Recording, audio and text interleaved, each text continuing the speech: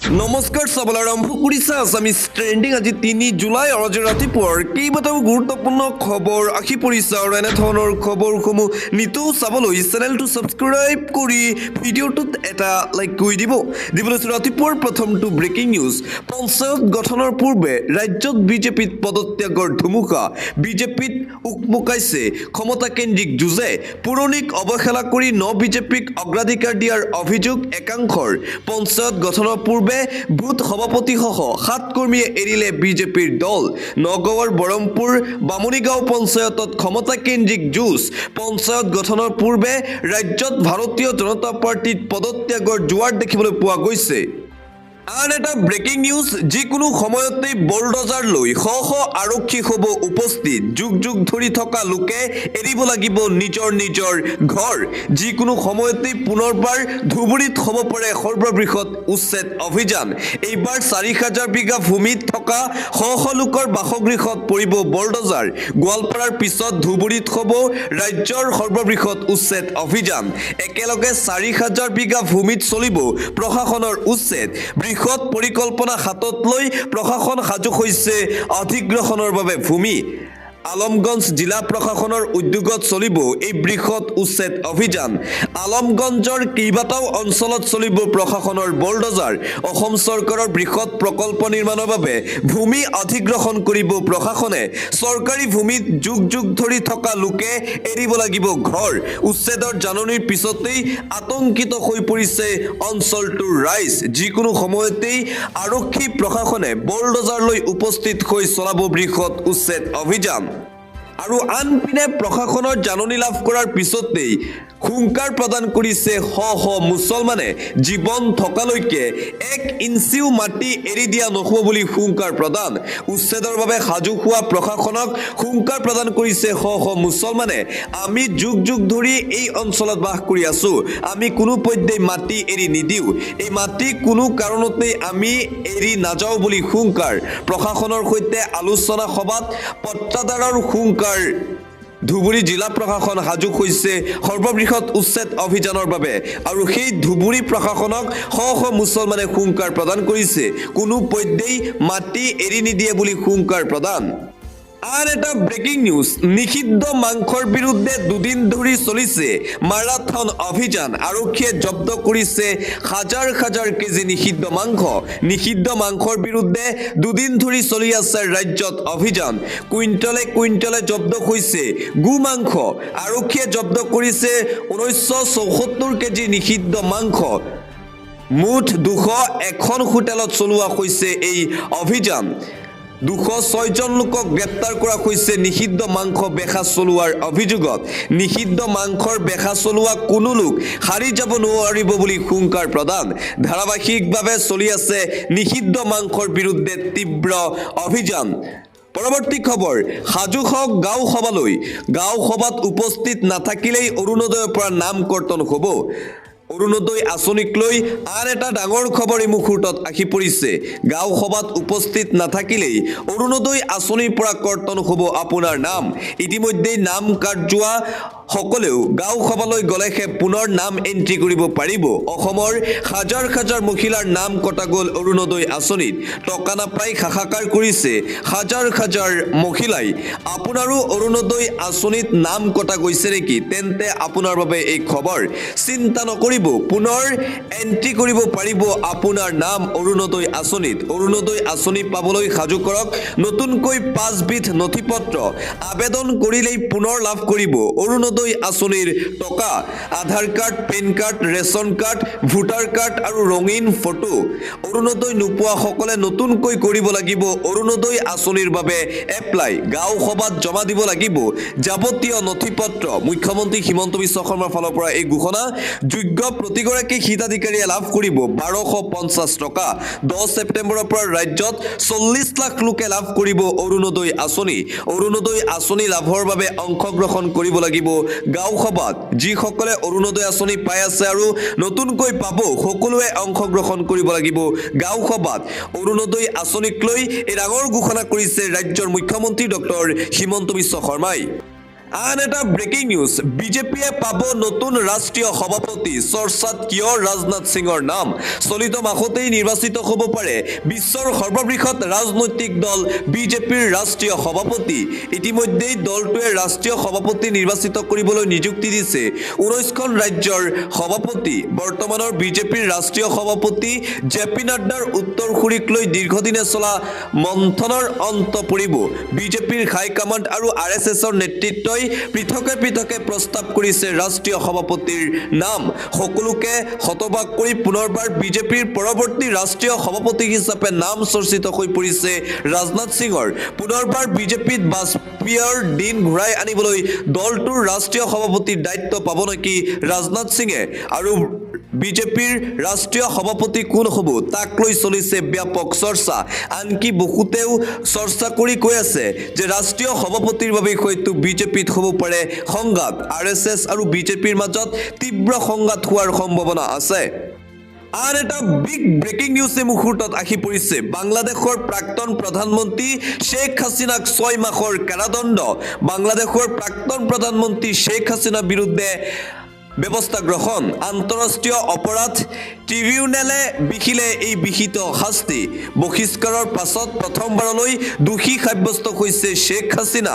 আদালতক অৱমাননা কৰাৰ গোচৰত এই শাস্তি দিয়া হৈছে শেখ হাছিনাক 11 মাহ ধৰি পলাতক অৱস্থাত আছে বাংলাদেশৰ প্ৰাক্তন প্ৰধানমন্ত্ৰী শেখ হাছিনা আদালতৰ চমনৰ পাছতো হাজিৰ নোহোৱাৰ অভিযোগত অভিযুক্ত হাছিনা ইয়াৰ উপৰিও কেইবাটাও গোচৰত অভিযুক্ত আছে শেখ হাছিনা বাংলাদেশৰ হিংসাত্মক ঘটনাটো অভিযুক্ত প্ৰাক্তন প্ৰধানমন্ত্ৰী শেখ হাছিনা বাংলাদেশৰ প্ৰাক্তন প্ৰধানমন্ত্ৰী শেখ হাছিনাক 6 মাহৰ কাৰাদণ্ড দিয়া হৈছে বুলি খবৰ আহি পৰিছে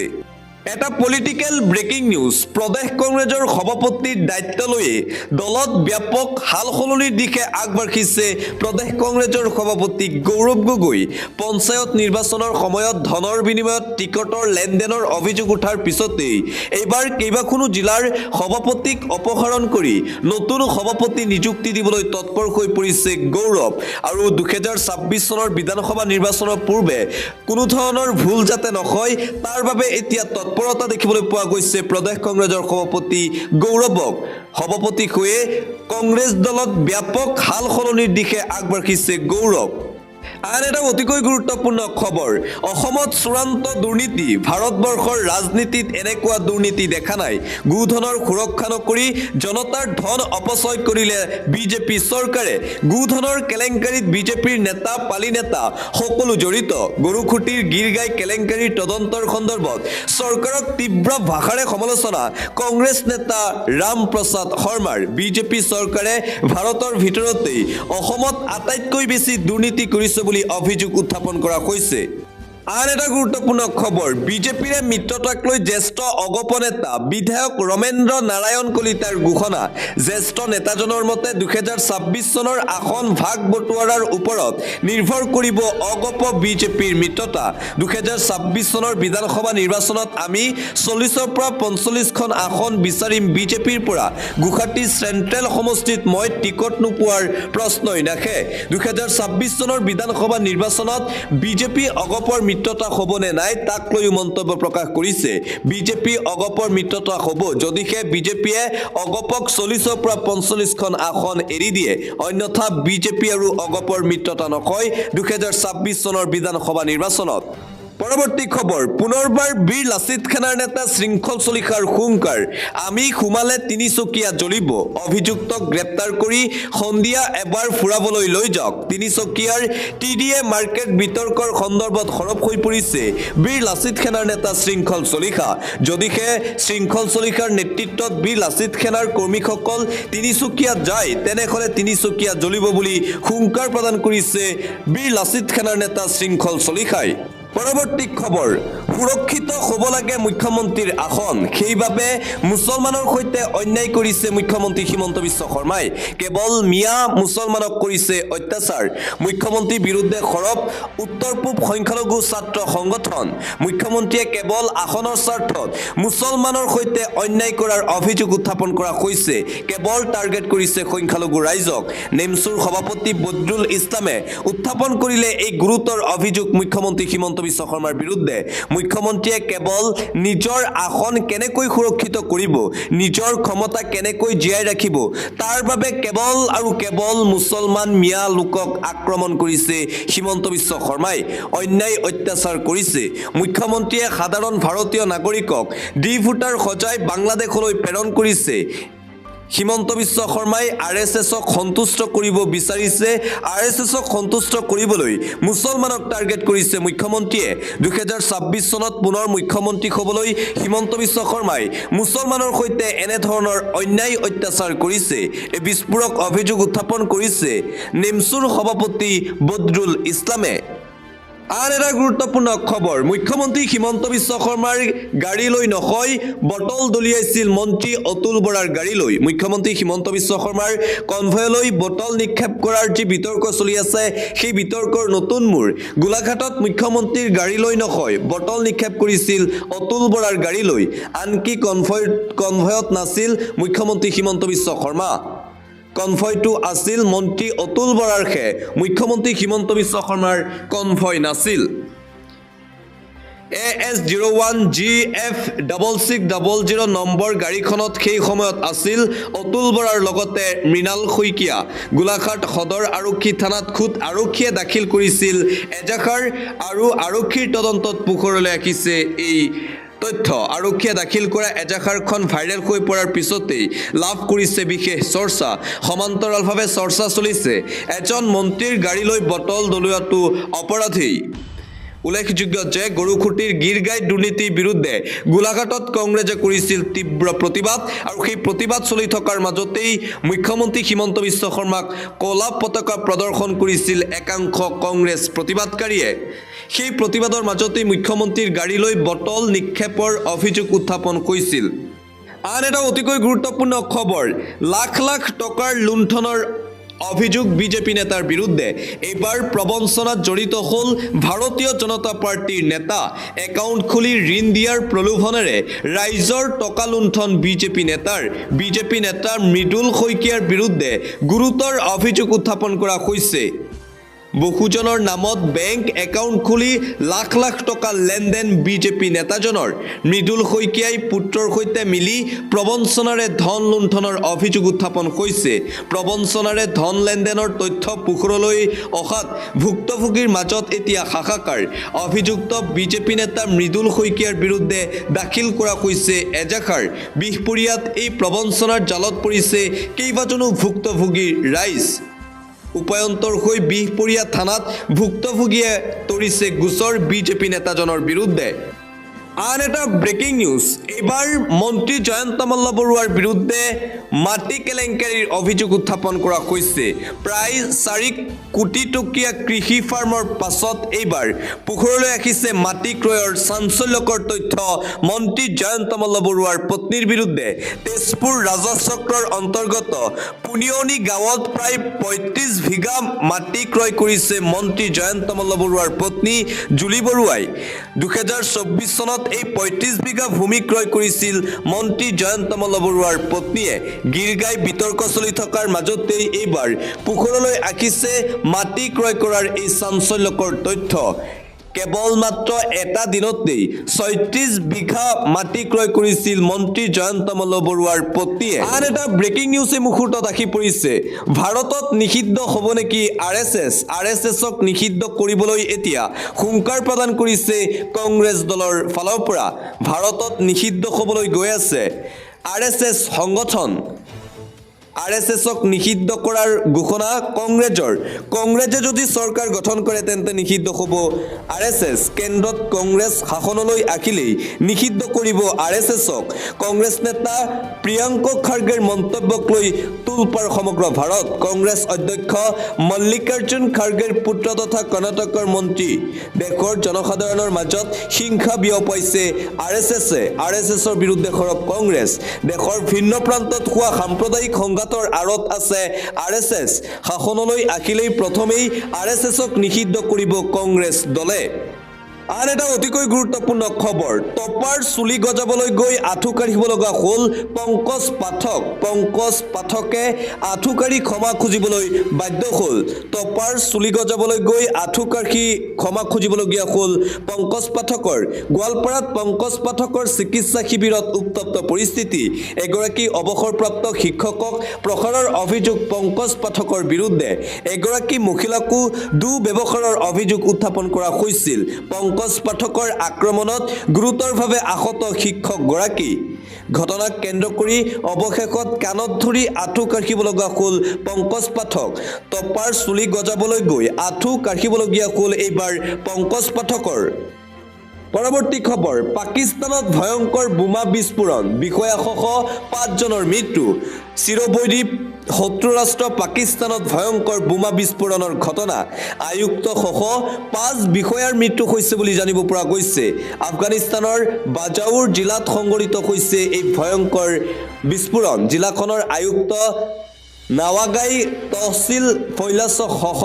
5 জনৰ মৃত্যু হৈছে বুলি জানিব পৰা গৈছে পাকিস্তানত পুনৰবাৰ অঘটন ঘটনাত আহত হৈছে 11 জনৰো অধিক লোক মৃতসকলৰ ভিতৰত 2 জন সহকাৰী উপ পৰিদৰ্শক আৰু এজন কনিষ্টবল বিস্ফোৰণৰ ঘটনা কোনোৱে সংঘটিত কৰিছে তাক লৈ আৰম্ভ কৰিছে তদন্ত পাকিস্তানৰ আটাইতকৈ অশান্ত জিলা হিচাপে জনাজাত এই বাজাউৰ জিলা পৰৱৰ্তী খবৰ নলবাৰীত এটা বিশেষ পোষ্টাৰক লৈ এতিয়া ব্যাপক চৰ্চা দেখিবলৈ পোৱা গৈছে গৰু চুৰৰ প্ৰৱেশ নিষেধ বুলি নলবাৰীত বিশেষ পোষ্টাৰক লৈ চৰ্চা গৰু চুৰৰ প্ৰৱেশ নিষেধ কৰি পোষ্টাৰ আৰিলে ৰাজপথত নলবাৰীৰ ৰাজপথত আৰি থোৱা এই পোষ্টাৰক লৈ এতিয়া প্ৰতিক্ৰিয়া দেখিবলৈ পোৱা গৈছে গীৰ গায়ৰ ছবি অংকনেৰে এই পোষ্টাৰ আৰিছে নলবাৰীৰ ৰাজপথত ৰাজ্যত চলি থকা গীৰ গাই বিতৰ্কৰ কেন্দ্ৰবিন্দু মন্ত্ৰী জয়ন্ত মল্ল বৰুৱাৰ নলবাৰী সমষ্টিৰে বিধায়ক আৰু সেই নলবাৰী সমষ্টিত দেখিবলৈ পোৱা গৈছে এই বেনাৰ গৰু চুৰৰ প্ৰৱেশ নিষেধ বুলি নলবাৰীত বিশেষ পোষ্টাৰক লৈ ব্যাপক চৰ্চা দেখিবলৈ পোৱা গৈছে আৰু আনকি নগাঁৱত দেখিবলৈ পোৱা গৈছে ব্যতিক্ৰমী প্ৰতিবাদ গোধন লগত লৈ ডিস্প'ৰ চলো প্ৰতিবাদী কাৰ্যসূচী গৰু চুৰ বিচাৰি ডিস্প'ৰ চলো প্ৰতিবাদী কাৰ্যসূচী গ্ৰহণ কৰিছে নগাঁৱত কংগ্ৰেছ নেতা কৰ্মীসকলে মুঠতে মন্ত্ৰী জয়ন্ত মল্ল বৰুৱাৰ গীৰগাই বিতৰ্কক লৈ এতিয়া সৰ্বত্ৰে আৰম্ভ হৈছে প্ৰতিবাদ আৰু চৰ্চা পৰৱৰ্তী শেহতীয়া আপডেট এই মুহূৰ্তত লৈ আহিছো মধ্যপ্ৰাচ্যৰ যুদ্ধৰ খবৰ পুনৰ ইৰানী সেনাৰ সফল অভিযান দেখিবলৈ পোৱা গৈছে ইজৰাইলৰ গুপ্তচৰ সংস্থাৰ বিৰুদ্ধে সফল অভিযান অব্যাহত আছে ইৰাণৰ এইবাৰ মোছাদৰ 50 জন গ্ৰেপ্তাৰ কৰিছে ইৰানী সেনাই 4 দিন পূৰ্বে ইৰাণে গ্ৰেপ্তাৰ কৰিছিল 700 ইজৰাইলী চোৰাংচোৱাক যোৱা সপ্তাহত 6 ইজৰাইলী চোৰাংচোৱাক গ্ৰেপ্তাৰ কৰিছিল ইৰাণে ইজৰাইলী চোৰাংচোৱাৰ বিৰুদ্ধে মাৰাথন অভিযান অব্যাহত আছে ইৰাণ ৰাষ্ট্ৰৰ ইৰানী সেনাই ভয়ংকৰ কাণ্ড কৰিলে 2 মোছাদ এজেণ্টৰ মোছাদাৰ সৈতে সম্পৰ্ক স্বীকাৰ কৰিছিল চোৰাংচোৱাই আৰু তাৰ পিছতেই ইৰাণৰ একশ্যন ইৰাণৰ দক্ষিণ পূব অংশ আৰু বালুচিস্তানত এই অভিযান দেখিবলৈ পোৱা গৈছিল আন এটা অতিকৈ গুৰুত্বপূৰ্ণ খবৰ এটা জৰুৰী খবৰ এই মুহূৰ্তত আহি পৰিছে আহি গ'ল যান বাহনৰ ক্ষেত্ৰত নতুন আইন সুৰাপান কৰি গাড়ী চলালে 15,000 টকাৰ জৰিমনা যান বাহন চলাচলক লৈ আহি গ'ল নতুন নীতি নিৰ্দেশনা সুৰাপান কৰি গাড়ী চলালে 10,000 টকাৰ জৰিমনা 6 মাহৰ জেল পুনৰ একে ভুল কৰিলে 15,000 টকাৰ জৰিমনা 2 বছৰ পৰ্যন্ত জেল সিট বেল্ট ব্যৱহাৰ কৰি গাড়ী নচলালে 1,000 টকাৰ জৰিমনা হেলমেট নোখোৱাকৈ গাড়ী চলালে 1,000 টকাৰ জৰিমনা লগতে 3 মাহলৈ লাইসেন্স বাতিল মোবাইল ফোন ব্যৱহাৰ কৰি গাড়ী চলালে 5,000 টকাৰ জৰিমনা লাইসেন্স নোখোৱাকৈ গাড়ী চলালে 5,000 টকাৰ জৰিমনা দুচকীয়া বাহনত 3 জন উঠিলে 1,000 টকাৰ জৰিমনা ইন্স্যুৰেন্স নোখোৱাকৈ গাড়ী চলালে 2,000 টকাৰ জৰিমনা 3 মাহৰ জেল বাৰে বাৰে এনে ভুল কৰিলে 4,000 টকাৰ জৰিমনা বিহা হ'ব প্ৰদূষণ প্ৰদূষণ প্ৰমাণপত্ৰ নাথাকিলে ভৰিব লাগিব 10,000 টকাৰ জৰিমনা আৰু 6 মাহ জেল বিপজ্জনকভাৱে গাড়ী চলালে 5,000 টকাৰ জৰিমনা জৰুৰীকালীন বাহনক বাট এৰি নিদিলে 10,000 টকাৰ পৰ্যন্ত জৰিমনা ৰাজহুৱা পথত স্থান বা ৰেচিং কৰিলে 5,000 টকাৰ জৰিমনা অভাৰলোড কৰিলে 20,000 টকাৰ জৰিমনা বিহিব পৰিবহণ বিভাগে